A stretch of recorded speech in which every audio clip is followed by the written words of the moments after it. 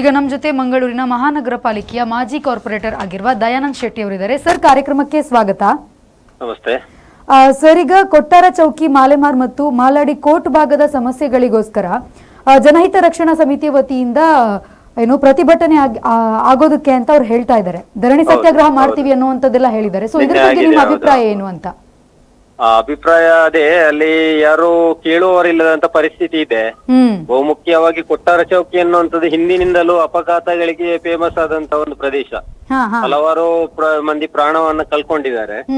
ಆ ನಂತರ ಫ್ಲೈಓವರ್ ಬಂದ ಮೇಲೆ ಸ್ವಲ್ಪ ನಿಟ್ಟುಸಿರು ಬಿಡುವಂತಾಗಿತ್ತು. ಅಂದ್ರೆ ಫ್ಲೈಓವರ್ ಬರ್ತದೆ, ಇನ್ನು ಯಾವುದೇ ಸಮಸ್ಯೆಗಳು ಬರ್ಲಿಕ್ಕಿಲ್ಲ ಅಂತೇಳಿ.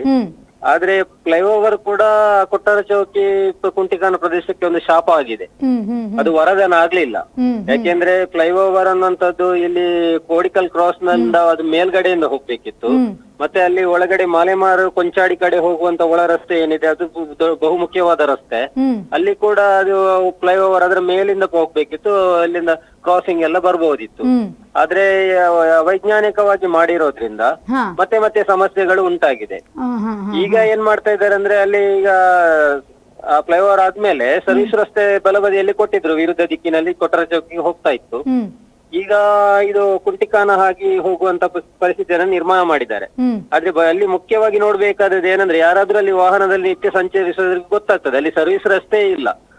ಇಲ್ಲಿ ಚೌಕಿಯಿಂದ ಕುಂಟಿಕಾನವರೆಗೆ ಪೂರ್ತಿ ಸರ್ವಿಸ್ ರಸ್ತೆ ಇಲ್ಲ. ಇನ್ನು ಡಿಮಾರ್ಟ್ ಅಲ್ಲಿ ಯಾವ್ದು ಹೋಟೆಲ್ BMS ಹೋಟೆಲ್ ಹತ್ರ ಒಂದು ಸಣ್ಣದಾದ ಸರ್ವಿಸ್ ರಸ್ತೆ ಮಾಡಿದ್ದಾರೆ. ಅದರಲ್ಲಿ ಒಂದು ಕಾರು ಬಂದ್ರೆ ಮತ್ತೊಂದು ರಿಕ್ಷಾ ಪಾಸ್ ಆಗುದಿಲ್ಲ. ಮತ್ತೆ ಅಲ್ಲಿ ಆ ಕಡೆ ಚರಂಡಿ, ಈ ಕಡೆ ಇದು ಇಕ್ಕಲ, ಯಾವುದು ಅಲ್ಲಿ ವ್ಯವಸ್ಥೆಗಳೇ ಇಲ್ಲ. ಅದು ಒಂದು ಹಳ್ಳಿಗೆ ಹೋಗುವಂತ ಪರಿಸ್ಥಿತಿ ಅಲ್ಲಿ ಆ ರಸ್ತೆ ಕಾಣ್ತದೆ. ಒಂದು ಹೆದ್ದಾರಿ, ರಾಷ್ಟ್ರೀಯ ಹೆದ್ದಾರಿಯ ಒಂದು ಸರ್ವಿಸ್ ರಸ್ತೆ ಅನ್ನುವಂಥದ್ದಲ್ಲಿ ಏನೂ ಆಗ್ತಾ ಇಲ್ಲ. ಹಾಗಾಗಿ ಇವರು ಪೊಲೀಸ್ನವರು ಇದನ್ನ ಮಾಡಿ ಬಿಡ್ತಾರೆ, ಅಲ್ಲಿಂದ ಹೋಗಿ ಅಂತ ಹೇಳಿ. ಒಂದು ವೇಳೆ ಕುಂಟಿಕಾನಕ್ಕೆ ಹೋದವರಿಗೆ ಗೊತ್ತ ಅಲ್ಲಿನ ಪರಿಸ್ಥಿತಿ ಹೇಗಿರ್ತದೆ ಅಂತ. ಕುಂಟಿಕಾನ ಜಂಕ್ಷನ್ಗೆ ತಲುಪಿದ ಮೇಲೆ ಅಲ್ಲಿ ಎಡಕ್ಕೆ ಬಲಕ್ಕೆ 2 ಪಥದಲ್ಲಿ 4 ಪಥದಲ್ಲಿ ಅಲ್ಲಿ ಕೂಡ ಇದೇ ಚೌಕಿಯ ರೀತಿಯಲ್ಲಿ ಬ್ಲಾಕ್ ಗಳಿರ್ತವೆ. ಅಂದ್ರೆ ಟ್ರಾಫಿಕ್ ಜಾಮ್ ಅನ್ನ ಮತ್ತೆ ಮತ್ತೆ ಹೆಚ್ಚು ಮಾಡುವಂತ ಇದು ಈ ಯೋಜನೆ ಆಗ್ತದೆ. ಜನರಿಗೆ ಮತ್ತಷ್ಟು ಸಮಸ್ಯೆಗಳು ಜಾಸ್ತಿ ಆಗಬಹುದು. ಮತ್ತೆ ಸರ್, 2016ರಿಂದಲೇ ರಾಷ್ಟ್ರೀಯ ಹೆದ್ದಾರಿ ಪ್ರಾಧಿಕಾರಕ್ಕೆ ಆಗಿರಬಹುದು, ಪೊಲೀಸ್ ಇಲಾಖೆ ಅಧಿಕಾರಿಗಳಿಗಾಗಿರಬಹುದು, ಪಾಲಿಕೆಯ ಅಧಿಕಾರಿಗಳಿಗೆ ಮನವಿ ಸಲ್ಲಿಸಿದ್ರು ಕೂಡ ಯಾವುದೇ ಈ ರೀತಿಯ ಯೂಸ್ ಆಗ್ತಾ ಇಲ್ಲ ಅಂತ ಹೇಳ್ತಾ ಇದ್ದಾರೆ ಸರ್. ಇದ್ರ ಬಗ್ಗೆ ಏನ್ ಹೇಳ್ತೀರಾ? ಅಲ್ಲಿ ಒಂದು ಇಚ್ಛಾಶಕ್ತಿ ಬೇಕಾಗಿದೆ. ಬಹುಮುಖ್ಯವಾಗಿ ಹೆದ್ದಾರಿ ಇಲಾಖೆ, ನಗರ ಪಾಲಿಕೆ ಮತ್ತು ಪೊಲೀಸ್ ಇಲಾಖೆ, ಈ 3 ಇಲಾಖೆಗಳನ್ನ, ವಿಭಾಗದ ಅಧಿಕಾರಿಗಳನ್ನ ಮುಂದೆ ಇಟ್ಟುಕೊಂಡು ಅಲ್ಲಿನ ಜನಪ್ರತಿನಿಧಿಗಳು, ಶಾಸಕರು ಇರ್ಬೋದು, ಸಂಸದರು ಇರ್ಬೋದು, ಅವರು ಅಲ್ಲಿನ ಒಂದು ಪರಿಸ್ಥಿತಿ ಅವಲೋಕನ ಸಭೆ ಅಂತ ಮಾಡ್ಬೇಕು. ಅಥವಾ ಅವರು ಅಲ್ಲಿಗೆ ಭೇಟಿ ಕೊಟ್ಟು ಅವರ ಜೊತೆ ಏನೇನಿದೆ ಅನ್ನುವಂಥದ್ದನ್ನ ಮಾಡ್ಬೇಕು.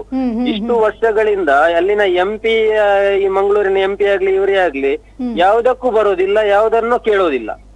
ಅಲ್ಲಿ ಸಮಸ್ಯೆ ಇದೆ ಅಂತ ಮನವಿ ಕೊಟ್ರೆ ಒಂದಷ್ಟು ಕೋಟಿ ಹಣವನ್ನ ಲಾಸ್ಟ್ ಟೈಮ್ ಶಾಸಕರು ಅಲ್ಲಿಗೆ ಬಿಡುಗಡೆ ಮಾಡಿದ್ರು. ಅದರಿಂದಾಗಿ ಆ ಜಂಕ್ಷನ್ ಪ್ರದೇಶದಲ್ಲಿ ರೋಡ್ ಅನ್ನ ಅಗಲ ಮಾಡಿದ್ರು, ಅರ್ಧ ಕಾಂಕ್ರೀಟ್ ಅರ್ಧ ಡಾಮರ್ ಅಂತ ಹೇಳಿ. ಅದರಿಂದಾಗಿ ಇನ್ನೂ ಸಮಸ್ಯೆ ಜಾಸ್ತಿ ಆಗಿದೆ. ಹಿಂದೆ ಎಲ್ಲ 2-3 ಪಥದಲ್ಲಿ ಬರ್ತಾ ಇದ್ದಂತ ವಾಹನಗಳು 4-5 ಪಥದಲ್ಲಿ ಬರ್ತಾ ಇದೆ. ಹಾಗಾಗಿ ಮತ್ತೆ ಟ್ರಾಫಿಕ್ ಜಾಮ್ ಜಾಸ್ತಿ ಆಗ್ತಾ ಉಂಟು, ಅಪಘಾತಗಳು ಜಾಸ್ತಿ ಆಗ್ತಾ ಇದೆ. ಜಿಲ್ಲಾಧಿಕಾರಿ ಇರ್ಬೋದು ಅಥವಾ ಲೋಕಸಭಾ ಸದಸ್ಯರು, ಶಾಸಕರು, ಇವರುಗಳು ಇದ್ರ ಬಗ್ಗೆ ಅತಿಯಾದ ಗಮನವನ್ನು ಕೊಡ್ಬೇಕು. ಅವರು ಕೇವಲ ಇಂದಿಷ್ಟು ಅಂತ ಹಣವನ್ನು ಕೊಟ್ರೆ ಅಧಿಕಾರಿಗಳು ಅವರಿಗೆ ಸುಲಭ ಇರುವಲ್ಲಿ ಹಣವನ್ನ ಕಾಂಕ್ರೀಟ್ ಸುರಿದು ಹೋಗ್ತಾರೆ. ಈಗ ಸರ್, ಮಾಲೆಮಾರ್ ಕಡೆಯಿಂದ ಒಂದು ಚರಂಡಿ ರಾಜಕಾಲುವೆ ಇದೆ, ಅಲ್ಲಿಗೆ ಒಂದು ತಡೆಗೋಡೆಯನ್ನ ಕಟ್ಟಿದ್ರೆ ಅಲ್ಲಿ ಸರ್ವಿಸ್ ರಸ್ತೆ ಆರಾಮವಾಗಿ ನಿರ್ಮಿಸಬಹುದು.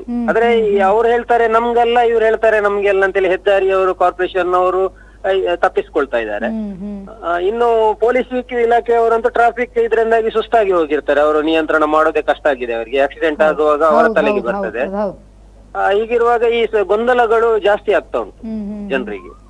Okay sir, thank you sir, ನಮ್ಮ ಜೊತೆ ಮಾತನಾಡೋದಕ್ಕೆ ಥ್ಯಾಂಕ್ ಯು.